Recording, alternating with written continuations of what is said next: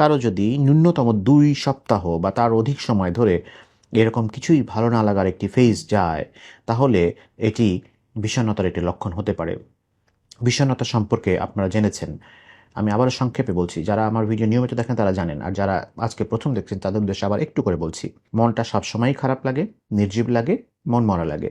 কোনো কিছুতে ভালো লাগে না, কোনো কিছুতে আনন্দ লাগে না। আগে যে কাজগুলোতে আনন্দ লাগতো সেগুলোতে এখন আর আমি আনন্দ পাচ্ছি না। আগের মতো সজীবতা নাই, প্রফুল্লতা নাই, ভেতর থেকে হাসি আসে না, ভেতর থেকে আনন্দ আসে না। সবাই হাসছে, এটা দেখলে আমার কষ্ট লাগে, বিরক্ত লাগে। মানুষ দেখলে ইদানিং বিরক্ত লাগে। আমার মধ্যে খিটখিটে মেজাজ হয়ে যাচ্ছে। বিরক্তি বেড়ে যাচ্ছে। বাচ্চাকে মারছি।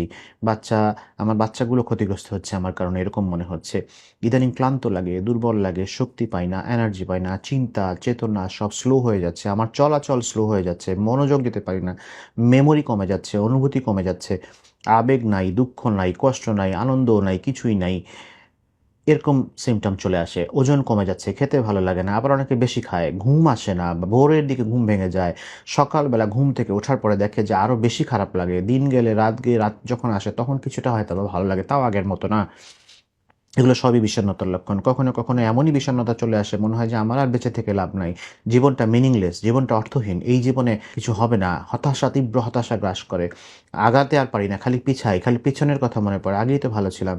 কোন জীবনে আসলাম? খালি কষ্ট, হতাশা, চোখে একটা দুঃখের চশমা পড়ে যায় মানুষের। যে সবকিছুই কষ্টকর লাগে, সবকিছুই দুঃখ লাগে। যে কাজগুলো আগে ভালো পারতাম এখন সেই কাজ দেখলে ভয় লাগে। আগে রান্না করতে পারতাম, এখন রান্না সকালবেলা উঠেই মনে হয় কেমনে রান্না করব? কিভাবে কি করব? আমার দ্বারা হবে না। কিভাবে অফিস যাব? কিভাবে পারবো? কিভাবে এই কাজগুলো করব? সম্ভব না। তার থেকে ছুটি নেই, তার থেকে ঘুমাই, তার থেকে সারাদিন ঘুমিয়ে কাটাই, তার থেকে একটু লোড কমাই। আমার মনে হয় রেস্ট দরকার, আমি আর পারছি না। এরকম নেগেটিভ চিন্তা, এরকম চিন্তাগুলো আসতে থাকে। কিন্তু শুরু হয়েছিল কি? কিছুই ভালো লাগে না। তার সাথে যদি এইগুলো যোগ হয়, পারসিস্টেন্ট এগুলো যদি থাকে, থেকেই যায়, তাহলে এটি হতে পারে, এটা বিষণ্ণতার লক্ষণ। হতে পারে মানসিক অবসাদ, একঘেয়েমি বা জীবনের কোনো চ্যালেঞ্জের প্রতিক্রিয়া আবার এরকম হতে পারে। এখন এই অবস্থা থেকে আমি কিভাবে বের হয়ে আসব? এই বের হয়ে আসার কিছু উপায় আছে, সেগুলো আমি আলোচনা করছি। সবার আগে নিজের আবেগটা বোঝার চেষ্টা করুন। অনেক সময় আমরা অনুভব করি যে কিছুই ভালো লাগছে না। কিন্তু কেন এমন লাগছে সেটা বুঝে উঠতে পারি না। একবার নিজের আবেগগুলো একটু পর্যবেক্ষণ করুন। আপনার কী নিয়ে উদ্বেগ, কী আপনাকে ক্লান্ত করছে, কোথায় শূন্যতা, কিসের অভাব ফিল করছেন সেটা একটু বোঝার চেষ্টা করেন। দ্বিতীয়ত, আপনার রুটিন পরিবর্তন করেন।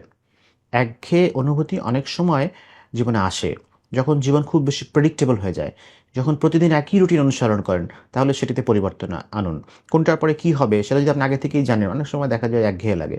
নতুন কিছু করুন, নতুন জায়গায় ঘুরতে যান, নতুন কোনো কাজ শেখার চেষ্টা করুন, নতুন নতুন লক্ষ্য নির্ধারণ করুন, নতুন মানুষদের সঙ্গে মিশুন, নতুন পরিবেশে যান, নতুনভাবে খাপ খাওয়ার চেষ্টা করুন, জ্ঞান অর্জনের চেষ্টা করুন। তাহলে একটু হলেও জীবনে বৈচিত্র্য আসতে পারে, ভালো লাগা হতে পারে। ছোটো একটা গাছ নিয়ে আসেন, ছোটো একটা প্রাণীকে আদর করেন।